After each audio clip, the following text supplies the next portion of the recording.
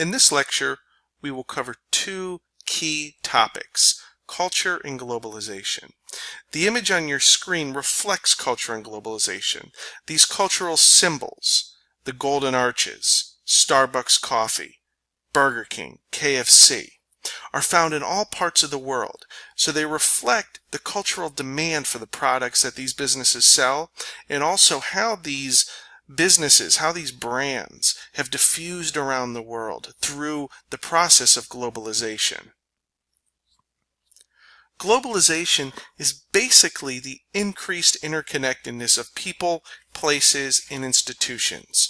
Since the 1960s, the world is becoming, as we say, more flat. People are becoming more connected.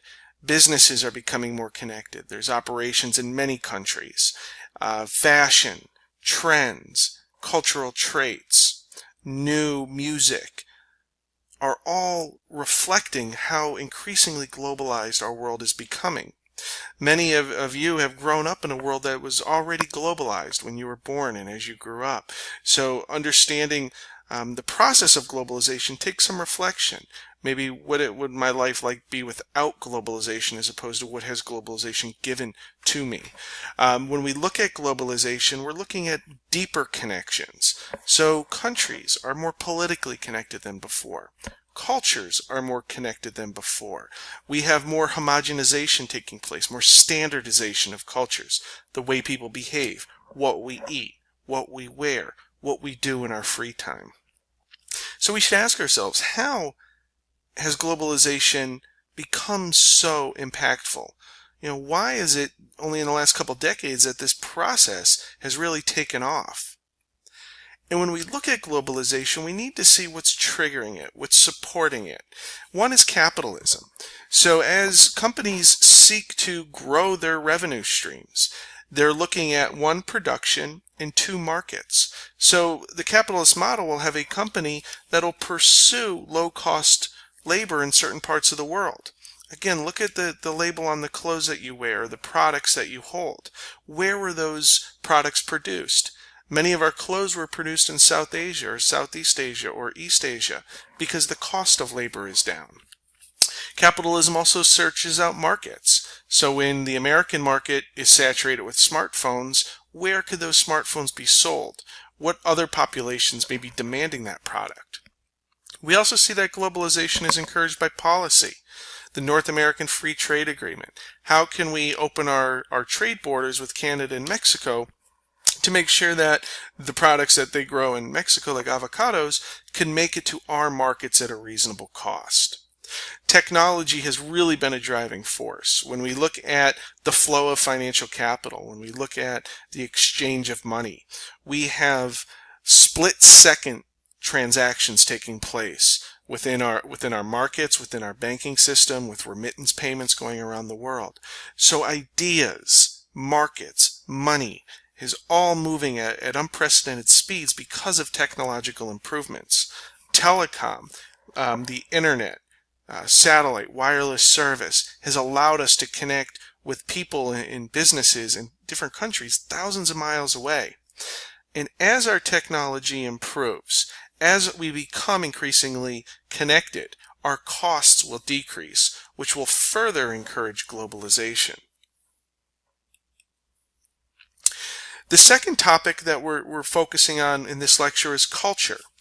And take a moment to ask yourselves, what is my culture? Right? Something that, it's easy to see someone or a group of people that are different than you and explain their culture. But take a second to reflect, what is my culture? And culture is basically a way of life. It's how we live. Culture is something that is learned. We are born with pretty much a blank slate. And those around us, our family, our friends, those that are closest to us, our educators, we learn culture from them. We learn a way of life. We learn from our peers. We learn from adults. We learn from mentors, from role models. So culture is something that is purely learned. It is diffused, meaning that when we come in contact with other people, whether that is direct contact, whether that is through social media, whether that is as part of groups interacting, culture is diffused. We continually pick up different ways of life from coming in contact with other people. Some forms of culture are commodified and celebrated.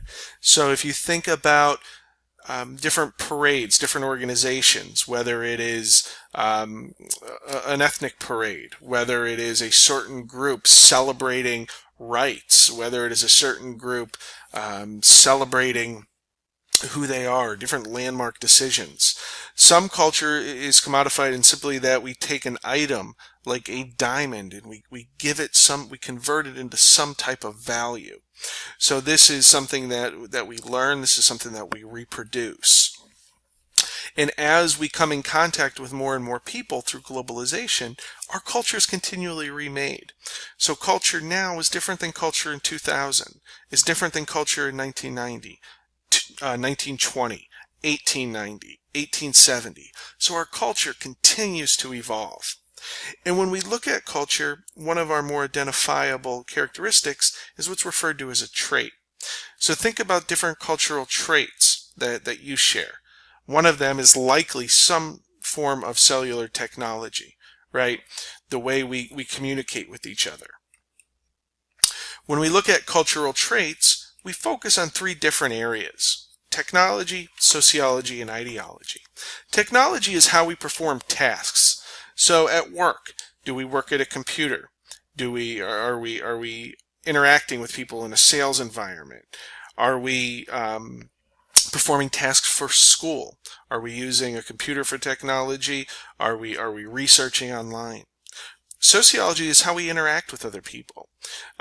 Many Americans have very strong senses of personal space, whereas in other cultures, people are closer together. Some individuals rub noses, some individuals embrace. Americans, for the most part, have a slightly stronger boundaries between each other. And another cultural trait is ideology. The easy ideology would be religion. When we look around the United States, Christianity is the primary form of religion, the most practiced religion. But that doesn't mean we don't have other cultures. Certainly American culture reflects Christianity, but also Judaism, Islam, Hindu, Buddhism, Sikhism. We have a number of different ideologies, but our dominant ideology continues to be Christianity. So I want you to take a moment, and you could pause the lecture, and think about your culture. Think about your way of life.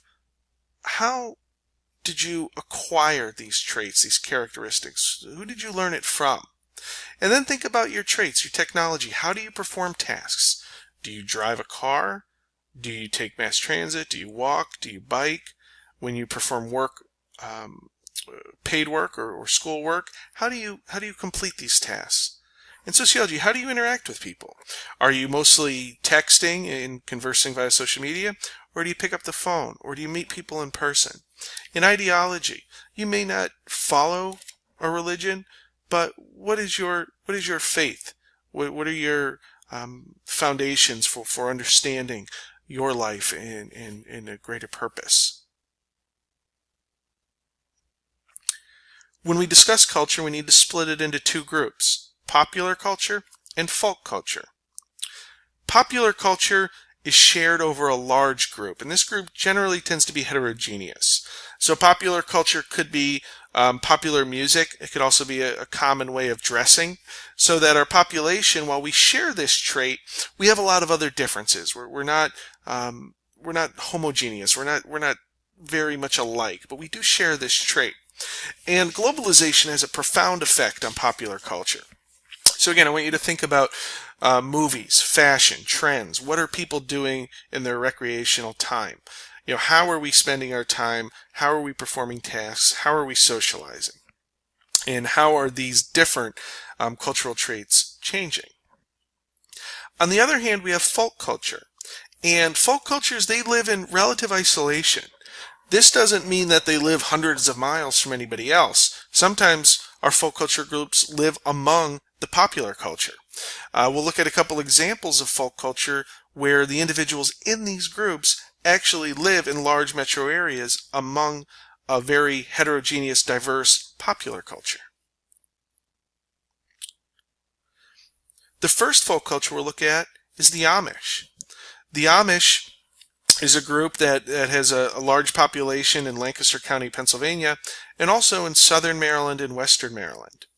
The Amish follow a different set of rules known as the Ordnung, and this is a guideline for life in the Amish community. Some notable cultural traits is that the Amish don't use electricity for most of their day-to-day life. They do use some electricity, some mechanization, in some work that they do, but their day-to-day life is generally governed by non-mechanical reliance. As you can see here, the Amish are riding in a horse cart, horse-drawn carts. And the Amish see themselves as distinct. So oftentimes, at least the group in Lancaster County, Pennsylvania, we refer to as Pennsylvania Dutch, and they see the popular culture as English, a term they use to describe that shared trait of English dominance among the larger community. This group has persisted for hundreds of years among the popular culture. Now, as eastern Pennsylvania and southern Maryland are becoming more more and more developed, or are seeing more bedroom communities grow for the DC and Philadelphia metro, a lot of the land that the Amish have owned for generations is coming under threat from outside forces, from development pressures, from threats to sell. But this is a very strong community, and the opportunity to persist remains. The Ordnung is a very strong set of rules, and the way of life is embedded in the Amish culture from when these children are babies. So they grow up in the folk culture, which means that they are more likely to persist and recreate it. This is an image of an Amish community building a barn, and a structure like this could be put up in a matter of days. So one of the key cultural traits of the Amish community is their ability to build and work together. Another folk culture group is known as the Arabbers, and this group persists in Baltimore City. We're looking at a couple dozen men primarily that have pursued an occupation and lifestyle among a broader population. These men arrived in Baltimore after the Civil War as part of the Great Migration, when African Americans moved out of the South into industrial cities in the North in the Great Lakes area. So from the Civil War era through the Great Migration up through the mid-1900s, we saw this diffusion of men coming out of the South and finding work in places like Baltimore City, some places like Savannah, Charleston, New Orleans, Philadelphia. But what stuck is that the Arabbers persisted in Baltimore. And when we look at those other cities, this culture no longer exists. So the Arabbers pursue a practice that has gone on for generations, but with very few members. It's passed down generally from father to son or uncle to nephew. When we look at the location of the Arabbers, we see that they are located just a couple miles northwest of Baltimore's Inner Harbor, in a neighborhood known as Sandtown, Winchester. They have a stable right in the middle of an urban neighborhood. And you can see here an Arabber who is walking his produce out of the stable for his daily run. Images of the stable that you'll find a farrier working on the streets of an urban neighborhood. Image of an Arabber bringing his produce into different parts of the city. And a big opportunity for the Arabbers is that these men bring their goods into food deserts, into places where food is not found within a mile. So you don't have a grocery store or a supermarket that has a variety of fresh fruits and vegetables. And here's another image of an Arabber going through the Mount Vernon neighborhood of Baltimore City. This group, again, has persisted. Its members have declined, but it is a folk culture. It is a small, isolated group of young men and older men who continue to practice this trait that they have for over 150 years. So among the broader populations, the Arabbers continue to thrive. Their future is uncertain, but for now the group continues to be a strong and